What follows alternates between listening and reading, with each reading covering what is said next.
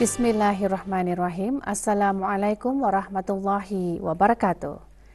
Kebawah Duli Yang Maha Mulia Paduka Seri Baginda Sultan Haji Hassanal Bolkiah Muizzaddin Wad Daulah, Ibni Almarhum Sultan Haji Omar Ali Saifuddin Sa'dul Khairuddin, Sultan dan Yang di-Pertuan Negara Brunei Darussalam berkenan berangkat menyertai acara riadah berbasikal keputeraan 2023 mengelilingi Bandar Seri Begawan. Acara yang diadakan bersempena sambutan ulang tahun Hari Keputeraan Baginda ke-77 itu berlangsung di Taman Haji Sermuda Omar Ali Saifuddin di Ibu Negara. Keberangkatan ke bawah Duli Yang Maha Mulia dijunjung oleh Yang Berhormat Datuk Seri Setia Awang Haji Nazmi bin Haji Muhammad, Menteri Kebudayaan Belia dan Sukan. Berangkat sama Paduka-Paduka Nakda dan Adinda ke bawah Duli Yang Maha Mulia.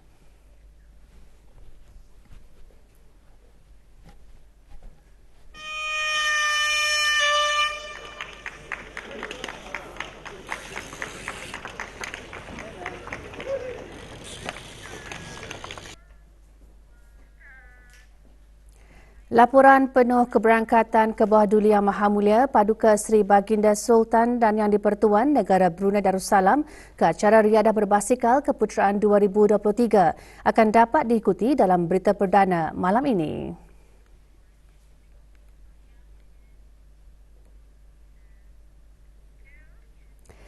Ke bawah Duli Yang Maha Mulia Paduka Seri Baginda Sultan Haji Hassanal Bolkiah Muizzaddin Wad Daulah, Ibni Almarhum Sultan Haji Omar Ali Saifuddin Sa'dul Khairuddin, Sultan dan Yang di-Pertuan Negara Brunei Darussalam petang kemarin berkenan menerima surat-surat tauliah pelantikan daripada seramai 17 orang ketua perwakilan asing yang tidak menetap ke negara Brunei Darussalam.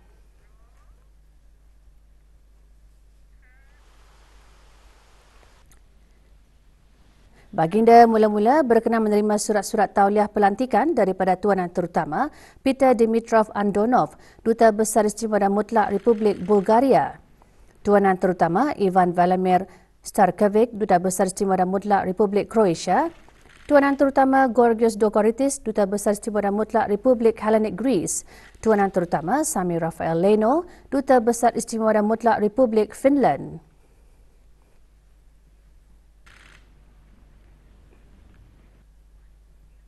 Tuanan Terutama Jaroslav Dolček, Duta Besar Istimewa dan Mutlak Republik Czech. Puanan Terutama Nineta Barbulescu, Duta Besar Istimewa dan Mutlak Romania. Tuanan Terutama Florentino Batista Gonzalez, Duta Besar Istimewa dan Mutlak Republik Cuba. Tuanan Terutama David Ivan Malcolmson, Pesuruhjaya Tinggi Republik Afrika Selatan. Tuanan Terutama Mike Andres Lona, Duta Besar Istimewa dan Mutlak Republik Austria.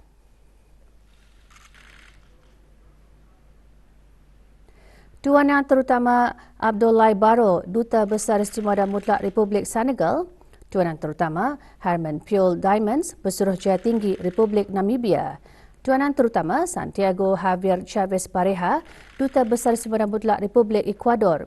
Tuanan Terutama Irfan Davudov, Duta Besar Istimewa dan Mutlak Republik Azerbaijan. Tuanan Terutama Bolat Sugurbayev, Duta Besar Istimewa dan Mutlak Kazakhstan. Puanan Terutama Judith Pak, Duta Besar Istimewa dan Mutlak Hungary. Puanan Terutama Anna Desiree Adema, Evie Vogeljong, Duta Besar Istimewa dan Mutlak Kerajaan Netherlands. Dan Puanan Terutama Florence Burki Akonor, Pesuruhjaya Tinggi Republik Ghana.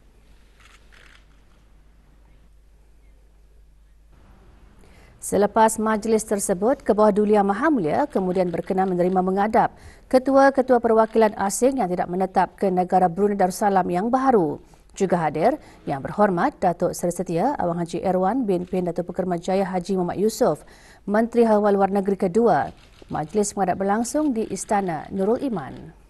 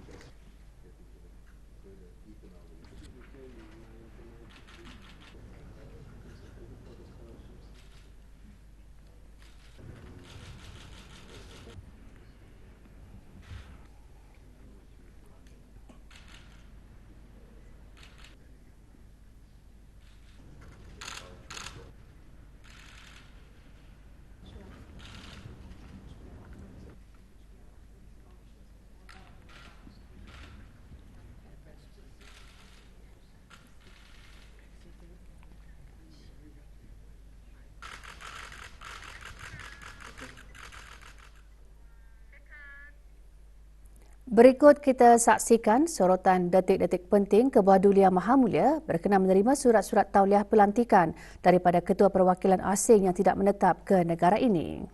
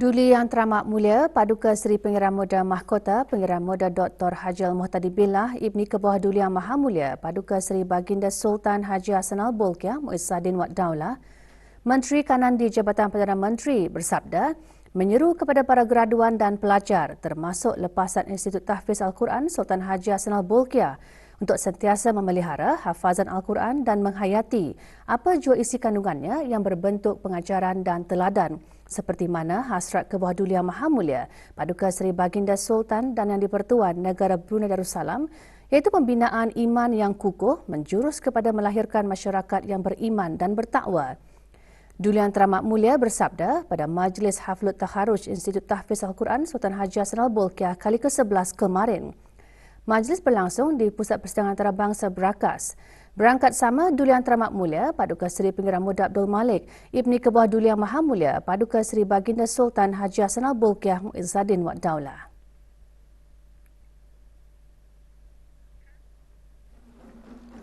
Keberangkatan Duli Yang Teramat Mulia dijunjung oleh Yang Berhormat Bin Perdana Khatib Datuk Paduka Seri Setia Ustaz Haji Awang Badarudin bin Pengarah Datuk Paduka Haji Awang Othman, Menteri Halwa Ugama serta ahli-ahli jawatan kuasa tertinggi majlis.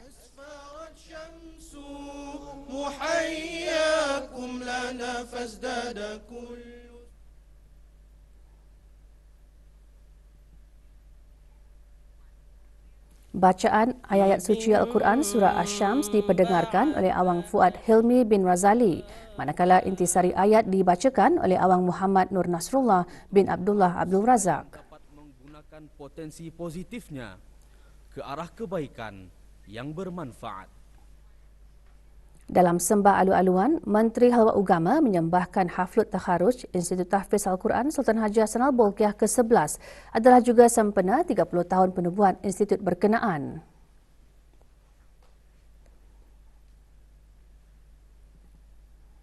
Perkembangannya yang sangat signifikan ialah dalam masa tidak sampai 20 tahun selepas penubuhannya.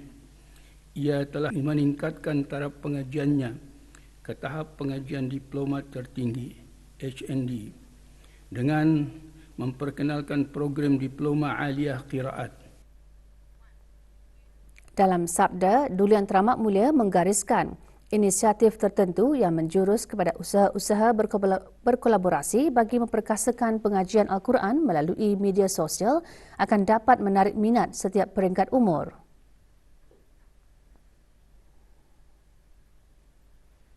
Ke arah itu saya juga melihat kewujudan Institut Tahfiz Al-Quran Sultan Haji Hassanal Bolkiah sebagai sebuah institusi pengajian Al-Quran dan hafazan yang ulung. Ianya hendaklah juga sentiasa bersedia mengorak langkah ke hadapan dengan memperkukuh keupayaan untuk menjalankan kajian dan penyelarasan kaedah meningkatkan hafazan Al-Quran yang sesuai dimanfaatkan dengan demografi negara ini. Duli Yang Teramat Mulia juga bersabda menzahirkan ucapan tahniah kepada para graduan yang berjaya serta ibu bapa, penjaga dan keluarga masing-masing.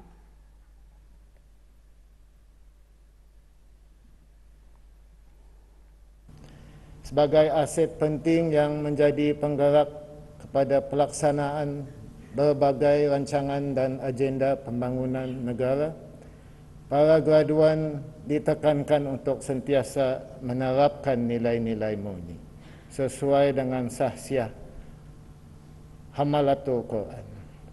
Harapan besar kita adalah untuk berjaya menanamkan sikap positif dan berdaya maju dalam diri setiap pelajar seiring dengan inspirasi bangsa, masyarakat dan negara. Umat Islam diseru memperkukuhkan budaya membaca Al-Quran antara yang disentuh dalam ceramah khas bertajuk Menghayati Al-Quran dalam Kehidupan disampaikan oleh Awang Muhammad Nashid bin Superi.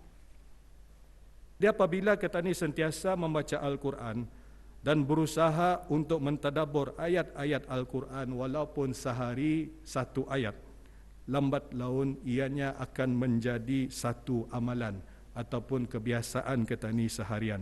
Kemudian dari sanalah berlakunya tazkiyah. Institut Tahfiz Al-Quran Sultan Haji Hassanal Bolkiah telah berjaya menjadi antara institusi tahfiz Al-Quran yang terbaik. Duli Yang Teramat Mulia berkenan menyempurnakan penganugerahan syahadah diploma aliyah qiraat kepada 28 orang graduan. Daripada jumlah tersebut, 15 graduan menerima pangkat mumtaz yakni cemerlang, 10 penerima pangkat jaid jidan atau sangat baik, seorang menerima pangkat jaid yakni baik dan 2 menerima pangkat makbul yakni lulus.